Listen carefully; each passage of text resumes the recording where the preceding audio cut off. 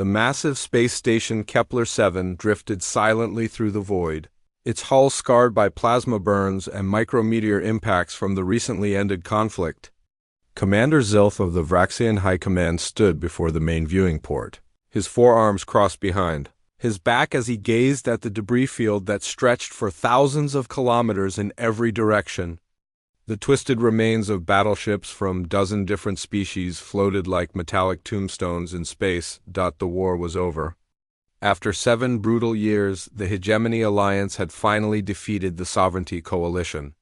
The last enemy stronghold had fallen 3 months ago, and the surviving coalition forces had either surrendered or fled to the Outer Rim territories. Peace talks were already underway on the neutral world of Axiom Prime. "Status report," Zilth commanded, his translator device converting his guttural Vraxian speech into standard galactic common. Lieutenant Kess, a reptilian saurid with emerald scales, approached with a datapad clutched in her clawed hands. "All sectors report green, Commander. Our patrols have detected no hostile movement for 47 standard days. The cleanup crews estimate another 6 months to clear the major shipping lanes of debris." Zilth nodded, his mandibles clicking with satisfaction. The hegemony had paid a heavy price for victory. Over 2 billion soldiers from various member species had died in the conflict. Entire star systems had been reduced to radioactive wastelands. But it was finished now. The galaxy could begin to heal. "Any word from the diplomatic corps?" he asked. "The preliminary accords should be signed within the week," Kess replied. "The coalition remnants have agreed to all major terms. Full disarmament, reparations, territorial concessions. They have no choice, really. Their fleet strength is down to less than 5% of pre-war levels." The commander allowed himself a rare moment of satisfaction. He had fought in this war since the very beginning, rising through the ranks from a junior tactical officer to commanding the largest battle station in hegemony space. He had seen friends die, watched entire planets burn, and made decisions that haunted his sleep. But it was worth it to see peace restored to the galaxy. A soft chime indicated an incoming transmission. The main holographic display activated, showing the blue-tinted form of Admiral Vex, Supreme Commander of Hegemony Forces. The cetacean officer's massive bulk was supported by a gravity-neutral tank filled with oxygenated fluid. "Commander Zilth," Admiral Vex's voice resonated through the CUM system with deep, whale-like tones. "I trust your sector remains secure?" "Completely, Admiral." "No hostile contacts for over a month. The coalition appears to have completely abandoned this region." "Excellent. I'm calling to inform you that the High Council has approved your transfer request. You'll be reassigned to the Tertius system to oversee the reconstruction efforts there. A well-deserved posting after your service here." Zilth felt a wave of relief wash over him. Tertius was a peaceful core world, far from any potential conflict zones. After 7 years of war, the prospect of helping rebuild rather than destroy was incredibly appealing. "Thank you, Admiral. When should I expect my replacement?" "Within the next few rotations. In the meantime, maintain standard defensive protocols. The last thing we need is some desperate coalition holdouts attempting a final desperate strike." The transmission ended, and Zilth returned to his quarters to begin packing his personal effects. As he sorted through his belongings, he came across a small hologram of his mate and offspring back on Vraxis Prime. He hadn't seen them in over 2 years. Soon, he thought. Soon he would be able to return home, at least for a visit. 3 days later, the routine of the station was disrupted by an urgent alert from the sensor array. Lieutenant Kess rushed to the command center where Zilth was reviewing supply requisitions. "Commander, we're detecting an unidentified vessel approaching our position. It's small, single-occupant craft by the sensor readings." Zilth frowned. "IFF signature?" "None, sir. The craft appears to be of unknown configuration. It's not in any of our databases. Could it be a coalition vessel?" "Unlikely. The design is completely unfamiliar. And it's transmitting on an open frequency, requesting permission to dock?" This was highly unusual.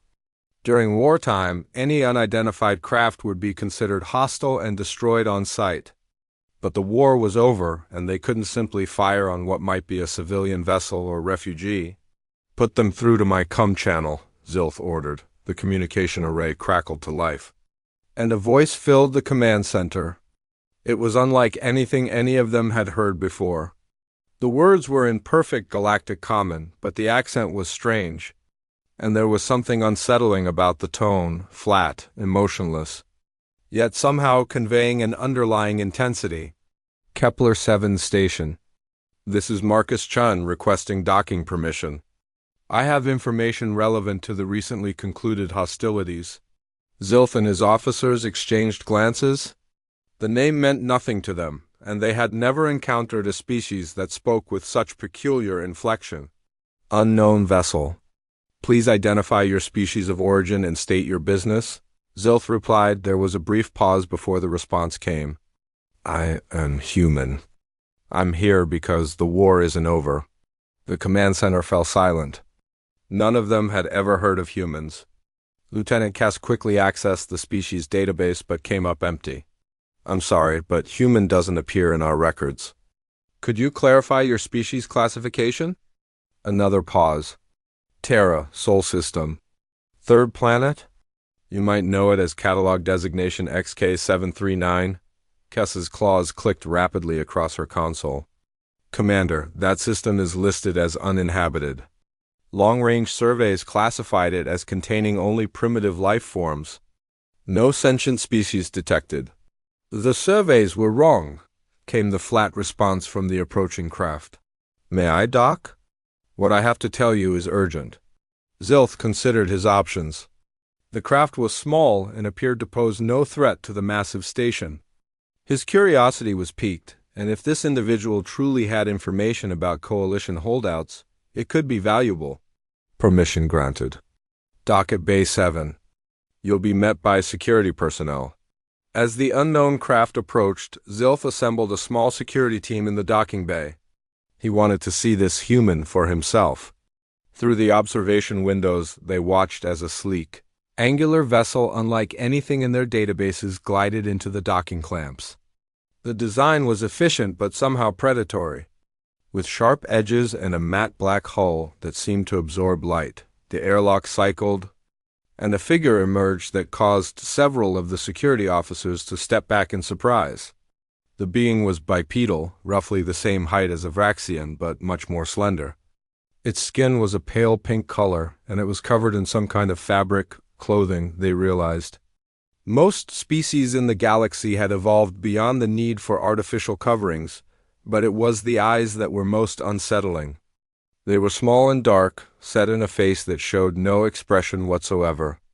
There was an intensity there, a focus that made even veteran soldiers uncomfortable. The human moved with fluid precision, each step deliberate and controlled. I am Marcus Chun, the being said, its voice the same flat tone they had heard over the comm. Thank you for granting me docking permission.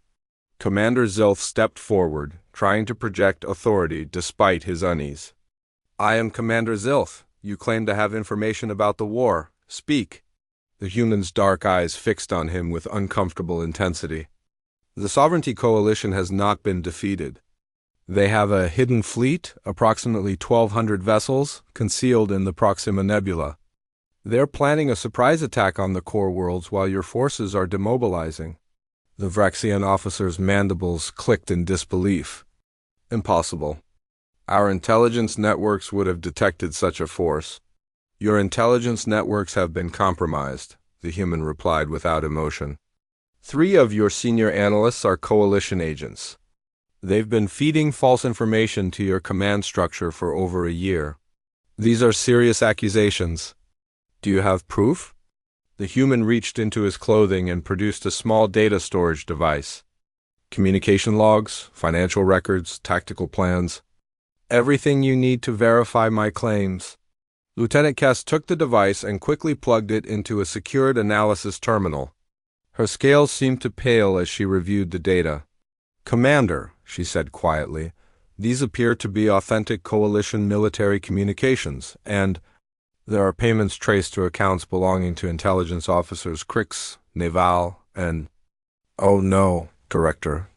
Zilth felt his blood chill.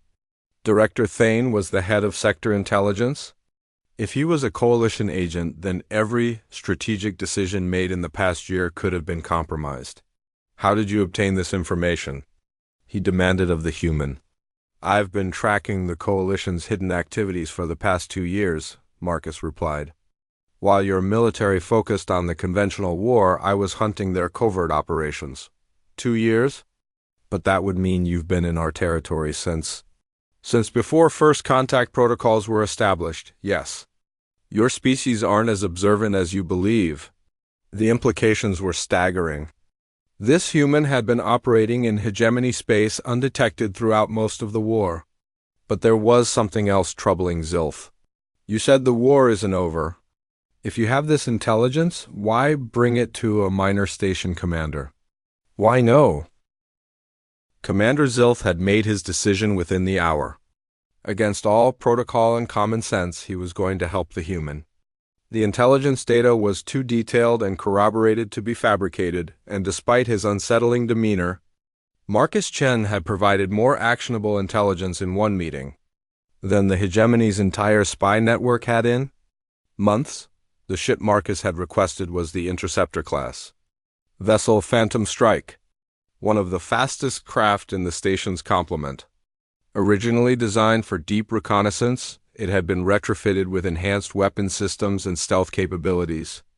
Lieutenant Cass had volunteered to accompany the human, her expertise in coalition fleet tactics potentially crucial to the mission's success. As they prepared to depart, Zilth found himself studying the human more closely. Marcus moved through the ship's pre-flight checklist with mechanical precision, his hands dancing over controls as if he had been trained on hegemony technology his entire life. When Kess asked how he had learned their system so quickly, his response was typically unsettling. I learn fast, he said simply, making adjustments to the navigation computer that even experienced pilots would hesitate to attempt. Your technology is less complex than it appears.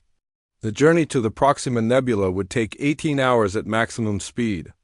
As they entered hyperspace, Marcus settled into the pilot's seat with the same emotionless efficiency he displayed in everything else. Kess tried to engage him in conversation, her scientific curiosity about this unknown species overcoming her unease. Your people, these humans, she began carefully. How is it that galactic surveys never detected your civilization? Marcus was silent for so long that she began to think he wouldn't answer.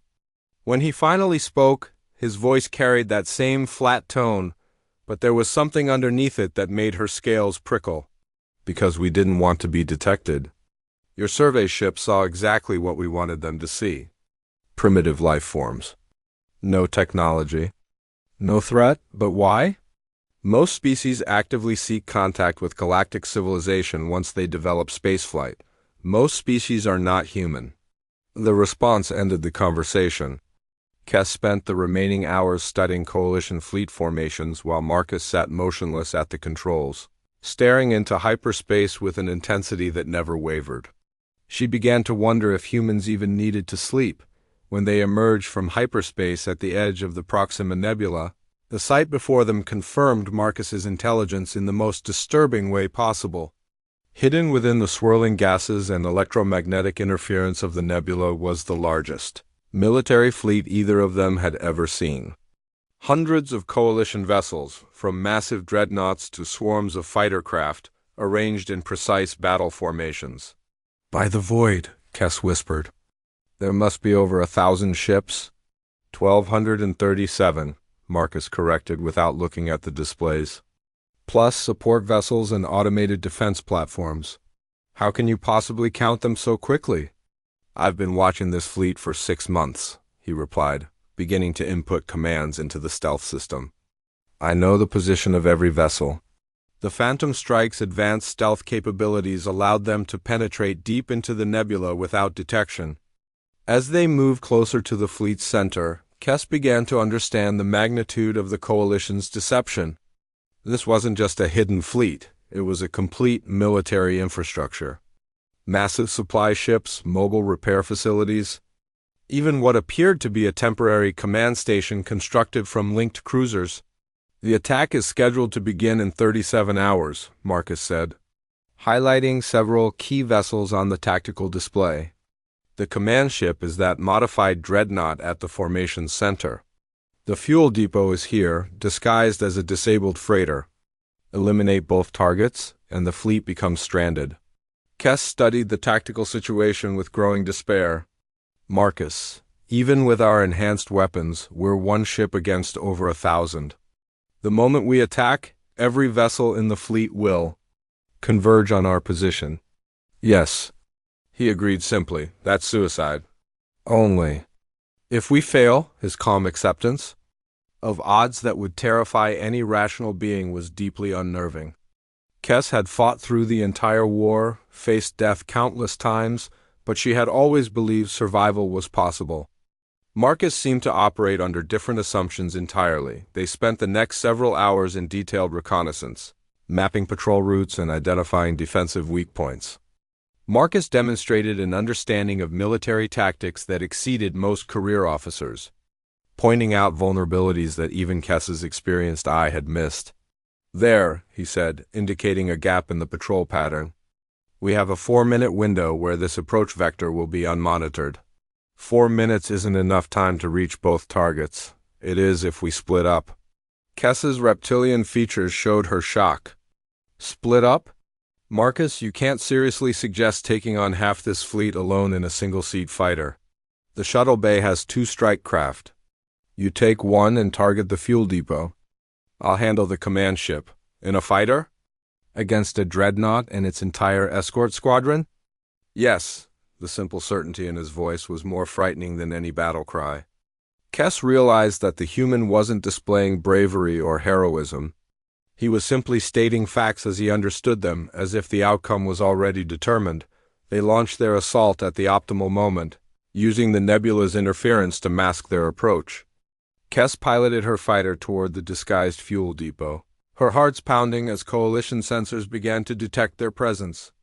Behind her, Marcus's fighter had already disappeared into the swirling gases. Heading for what seemed like certain destruction, the fuel depot was heavily defended, surrounded by a constellation of automated defense platforms and patrol craft. As soon as Kess opened fire, alarms began screaming throughout the hidden fleet. Her enhanced weapon systems carved through the depot's shields, but return fire was already converging on her position. A plasma blast clipped her port wing, sending the fighter into a spinning dive toward a massive asteroid. She fought to regain control, pulling out of the spin just meters from the rocky surface.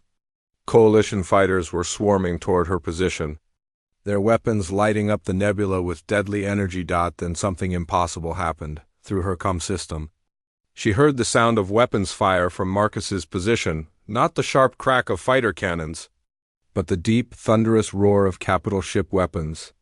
Looking at her tactical display, she saw something that defied all logic. A single fighter craft was somehow engaging an entire dreadnought and its escorts, but it wasn't just engaging them. It was winning. The coalition command ship, a vessel over 2 kilometers in length with armor plating that could withstand fleet bombardment, was showing massive hull breaches. Its escort cruisers were either destroyed or fleeing. And at the center of the devastation, Marcus's fighter moved with a precision that seemed almost supernatural. How is this possible? Kess breathed. Even as she continued her own desperate battle against the depot's defenses, her question was answered when she caught a glimpse of Marcus's fighter on her long-range sensors. The craft had been extensively modified, its hull bristling with weapon systems that shouldn't have been able to fit on such a small vessel. But more than that, it was moving in ways that violated everything she knew about physics and flight dynamics. The fighter twisted through space in impossible spirals, dodging capital ship weapons fire by mere centimeters, while simultaneously targeting multiple enemies with surgical precision. It was as if Marcus could predict exactly where each shot would be fired before his enemies had even pulled their triggers. Coalition reinforcements were converging on both targets now, but it was too late. Kess's sustained bombardment had finally penetrated the fuel depot's core, and the resulting explosion lit up the entire nebula like a miniature star. The shockwave disabled dozens of nearby vessels and severed fuel lines to half the fleet. Meanwhile, the Coalition command ship was breaking apart under Marcus's relentless assault. The human fighter had somehow penetrated its point defense grid and was firing directly into the vessel's bridge section. Secondary explosions rippled along the dreadnought's hull as critical systems failed. "All Coalition vessels," came a panic transmission over the emergency frequencies. "The command structure is compromised. Repeat, Admiral Corex is down. We are under attack by unknown forces." But Marcus wasn't finished. Even as the command ship died around him, his fighter was already moving to its next target, the communications array that coordinated the entire hidden fleet. Without it, 1,200 ships would be reduced to uncoordinated groups. Vulnerable and confused, Kess watched in awe as the human's fighter danced through defensive fire that should have vaporized any craft, its weapons systematically dismantling the Coalition's carefully constructed command structure. There was something inhuman about the precision. The way Marcus seemed to know exactly where to strike for maximum effect. Coalition fighters were swarming around him now, dozens of enemy craft converging on his position. For a moment, it seemed like even Marcus's impossible skills couldn't overcome such odds. Then Kess saw something that would haunt her. For the rest of her life, the human's fighter suddenly accelerated beyond its maximum rated speed, pulling maneuvers that The return journey to Kepler-7 station was unlike anything Lieutenant Kess had ever experienced. Marcus flew in complete silence, his fighter maintaining perfect formation despite the fact that she could barely keep up with his casual cruising speed. Every few hours he would receive encrypted transmissions on frequencies that didn't appear in any hegemony database, responding with brief coded acknowledgments. "Marcus," she finally asked over their private comm channel, "who are you talking to?" "Other humans," he replied simply. "Other humans? How many of your people are operating in our space?" There was a long pause before he answered. "Enough."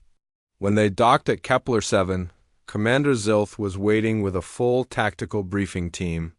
Word of their impossible success had already reached him through intelligence channels, along with reports that were causing panic throughout the Coalition's remaining territories. "The hidden fleet is completely destroyed?" Zilth asked as they entered the conference room. "Neutralized," Marcus corrected. "Some vessels survived, but they're stranded without fuel or command structure. Your regular forces can handle cleanup operations." "And the Coalition's leadership?" "Admiral Corex and his entire senior staff are dead. However, the war is not over yet." Zilth's mandibles clicked nervously. "What do you mean? With their hidden fleet gone and their command structure eliminated, surely they'll sue for peace." Marcus activated the room's holographic display, showing a three-dimensional map of known galaxy. Red indicators appeared at dozens of locations, representing Coalition territories and installations. The Proxima fleet was their primary offensive capability, but not their only one. There are 17 smaller fleets scattered throughout the Outer Rim, each one capable of devastating civilian targets.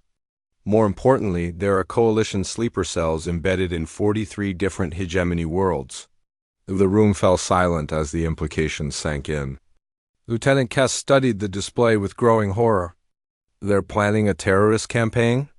If they can't win militarily, they'll target civilian populations." "Correct. Intelligence indicates coordinated attacks on major population centers within 72 hours.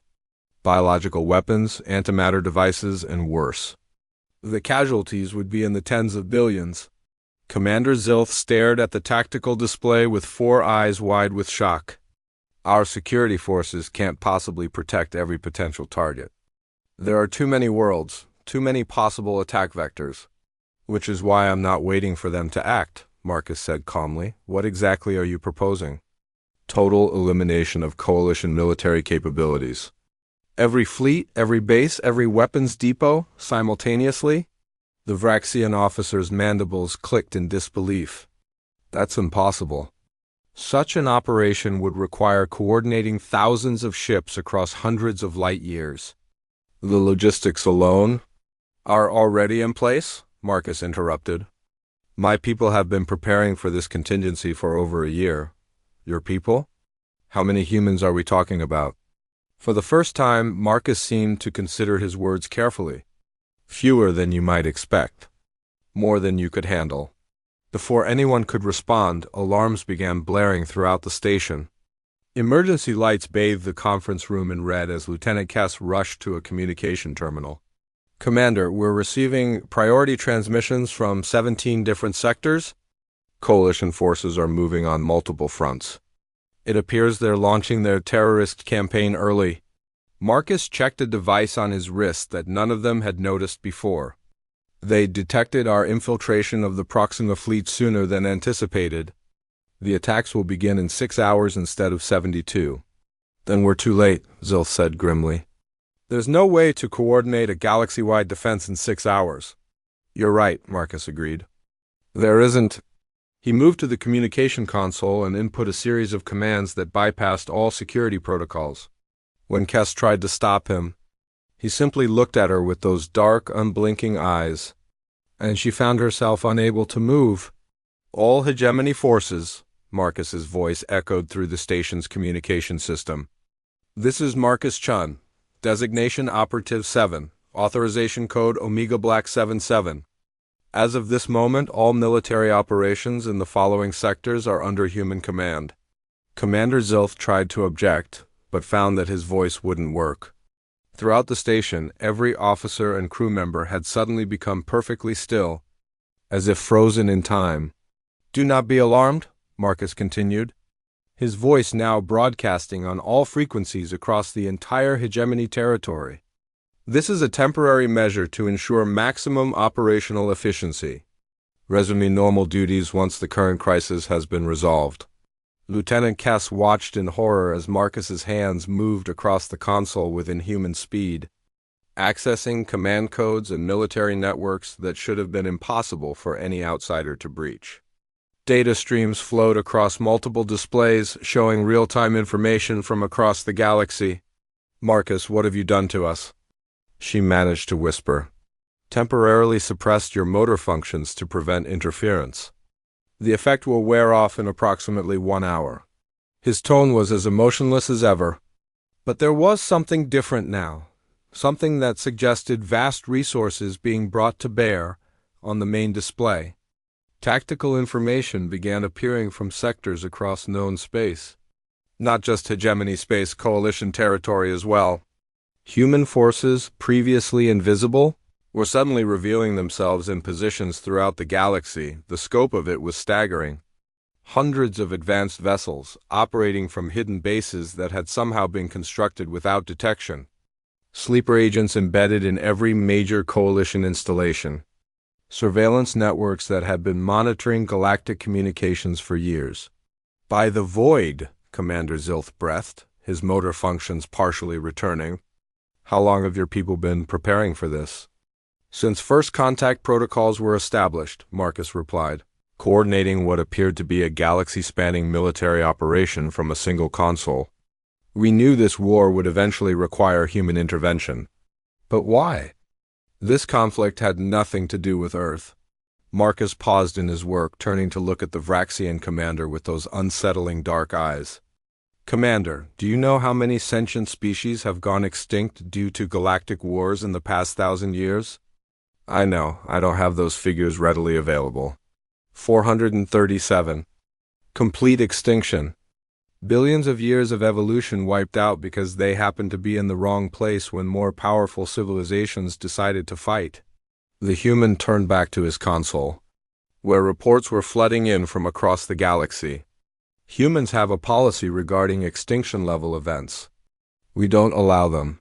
On the tactical display, red indicators representing coalition forces were disappearing with alarming speed. Not just the major fleets, but smaller installations, hidden weapons caches, and even individual operative cells. The elimination was so precise and coordinated that it seemed impossible. My God, Lieutenant Kess whispered, her scientific mind struggling to process what she was witnessing. You're dismantling their entire civilization in real time. Only their military capacity, Marcus corrected. Coalition civilians and non-combatants are being relocated to secure areas for their own protection. This operation has been designed to minimize casualties while ensuring permanent elimination of aggressive capabilities. How many humans are involved in this operation? Classification level exceeds your current authorization. As they watched, the Coalition's ability to wage war simply ceased to exist. Their fleets were either destroyed or captured. Their weapons facilities were systematically dismantled. Their command structure was eliminated with surgical precision. What had taken 7 years of conventional warfare to partially achieve was being completed in a matter of hours, but more disturbing was the realization of what this meant about human capabilities. The technology being displayed exceeded anything in known databases. The coordination required suggested communication methods that operated faster than light-speed transmission. The precision indicated intelligence networks that had penetrated every level of galactic civilization. "Marcus," Commander Zilth asked quietly, "what exactly are humans?" The human paused in his work, considering the question. When he answered, his voice carried a weight that seemed to press down on everyone in the room. "We are what evolution produces when a species spends 200,000 years learning how to kill each other efficiently, and then decides to apply those skills to protecting others instead." Reports continued flooding in from across the galaxy. Coalition resistance was collapsing so rapidly that many enemy forces were surrendering without firing a shot. The terrorist attacks that had been scheduled to kill billions were being prevented before they could even begin. "Status report," Marcus announced to the room. "Coalition military capabilities reduced by 97%. Remaining forces are either surrendering or retreating to predetermined safe zones. Terrorist cells neutralized. Biological weapons secured. Estimated civilian casualties, 0. The conference room fell silent as the magnitude of what they had witnessed sank in. A galactic war that had raged for 7 years, claiming billions of lives and devastating entire star systems, had been effectively ended in less than 6 hours by a specie